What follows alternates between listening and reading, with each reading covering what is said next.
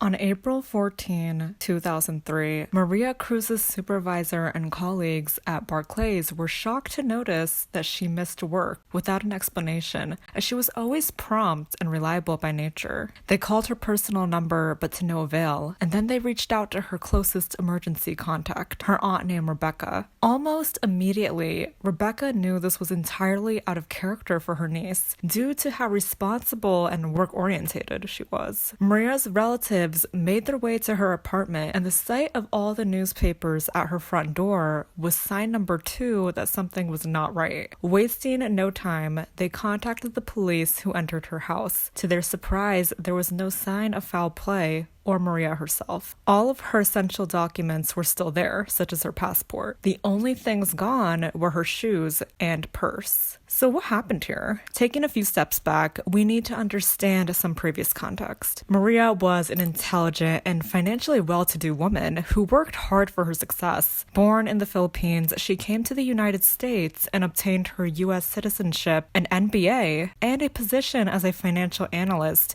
in New York City. Her ambition and determination rewarded her with a comfortable salary nearing $200,000 annually. At just 4'11" and 90 pounds, she was a fit 35-year-old woman living a luxurious lifestyle and had a promising future ahead of her. Just the day before she went missing, Maria attended church, retrieved files from her workplace to prepare for Monday's meetings, and then took out $400 from an ATM machine. According to her medical provider, she was to bring cash to her appointment. When she went back home, she was immersed in her work files and caught herself losing track of time. Her prompt nature did not allow for tardiness. She immediately headed out of her high-rise apartment to make it to the appointment. She had a syndrome known as hairy black tongue, which reoccurred periodically. She wanted a laser treatment for this. She noticed that she was earlier than usual for her appointment and spent the extra time shopping for dresses. She then walked a couple of blocks to Dean Faiello's office, which was inside his friend's apartment. She had discovered him through the internet earlier in 2003. Previous to Dean, she visited other doctors for treating her condition, all of who used a scraping technique. When she met Dean, she was impressed with how charming and professional he was. He had excellent bedside manners, and he stood out in a very good way. When she made it into his office, Dean administered an anesthetic drug known as lidocaine, injecting it directly into her tongue. Injection of this particular drug requires a lot of skill, technique, and accuracy. Because the tongue is absorbent by nature, its capillaries allow for substances to be delivered throughout the body very quickly. If too little is given, it is ineffective, but if too much is given, it can cause serious side effects. Once Dean injected Maria's tongue, she immediately heard a ringing in her ears. She started to become lightheaded, and her surroundings started to spin.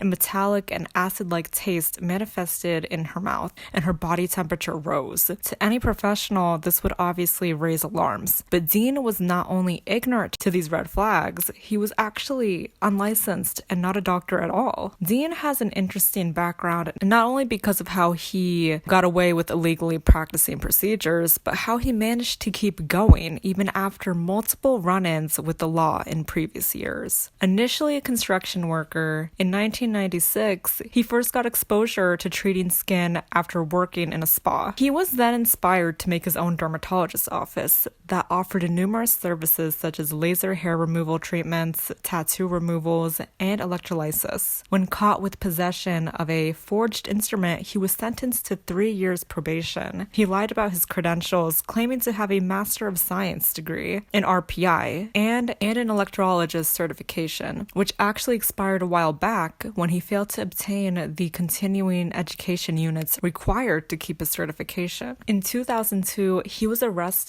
for providing medical services without a valid license, but let go on the basis that he never sees patients again. But Dean wanted that money. He wanted that bag, and he continued to illegally see patients in his friend's apartment. Unbeknownst to Maria, she was in the hands of a fraudulent and messy individual with a background laden with criminal charges. While she was externally exhibiting all of these symptoms and side effects to the drug, Dean didn't get the clue that something terrible was happening until she started having seizures and going in convulsions. Now he started to panic because he was clueless and not equipped with any drugs that could assist him. Instead of calling 911 for an ambulance like any sensible person, his first point of contact was his friend Patty, who suggested that he call the emergency room director of a nearby hospital. When Dean called the director and explained the situation, he lied and said that his friend was convulsing. The doctor told him to call an ambulance immediately, but Dean was underestimating the seriousness of this, and the director sensed this.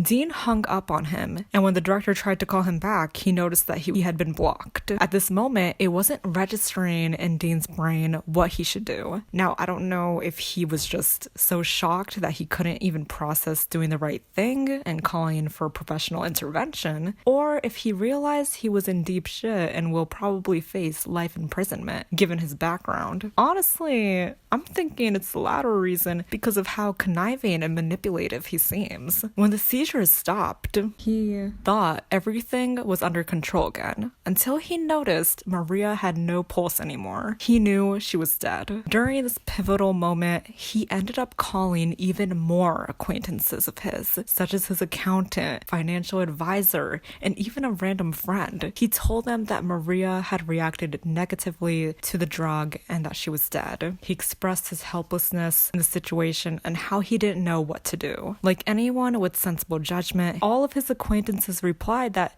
they can call 911 for him, and even to this, Dean rejected their offers. Instead, he replied back that he'll just send her to a nearby trauma center. In actuality, Dean did absolutely nothing. He didn't call for help. He didn't take her outside of his fake office. He just sat there with a dead body beside him. Although he continued to sit there looking dumb, his mind was spinning with the thought of the consequences he would pay for this. He didn't even care that he just ended somebody's existence. A woman who had everything going for her, who had so many ambitions and was so full of life. A woman who trusted him with her life. His next course of action was grabbing a suitcase. Because Maria was so tiny, placing her inside the suitcase was effortless, and maneuvering the bag was also not difficult. He took her to his own house and buried her under his garage. He wasted no time thereafter. He immediately escaped to Cuba on a 3-month visa in September 2003. Over there, he was soon arrested and sent back to the United States in 2005, where he was charged with second-degree murder. He was sentenced to just 20 years of prison for ending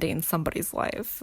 Honestly, guys, this case was chilling to me because we can actually see this killer's entire thought process in response to someone dying by his own hands. I mean, this cold individual was going back and forth on what to do. And in my opinion, he was calling his acquaintances because he wanted to see if they could give him another idea besides calling 911. He was so fearful of the police intervening that he fled to a whole other country. You guys, like, this isn't someone who even cared that a human died. He wanted solutions to cover his own tail. I know there are a lot of cases where an illegal and fake medical provider kills their patients unintentionally or intentionally. But for this case, it just baffles me how he had so many opportunities of saving this woman's life, but he was so scared to risk his own life. Now, I don't think he intentionally wanted to kill her because she was a source of money for him. Like, what would he gain by murdering his patient? But how he went about it was really malicious and selfish, in my opinion. Like, you don't just claim you're a doctor and then run away when it comes to facing the consequences. I'm glad he was caught, but do you guys think justice was served? Or that his sentence was too light? When placed back into society, this is the kind of individual I don't think would learn from his past, given his history of being negligent and ignorant of his previous charges. That's just all my opinion, though. Maria's loss has greatly impacted those who knew her, and as a society, we can take away things from this tragic case. Compared to the early 2000s, we now have access to an abundance of resources at our fingertips. And oftentimes, one click or tap is enough to provide public information on individuals. Red flags such as providing medical services within a house should raise immediate alarms, as well as boasting credentials that can't be backed up. I hope you guys like this video because I really wanted to raise awareness about this depressing case. I want to know your thoughts and opinions in the comments below. And please remember to like, share, and subscribe for more interesting content.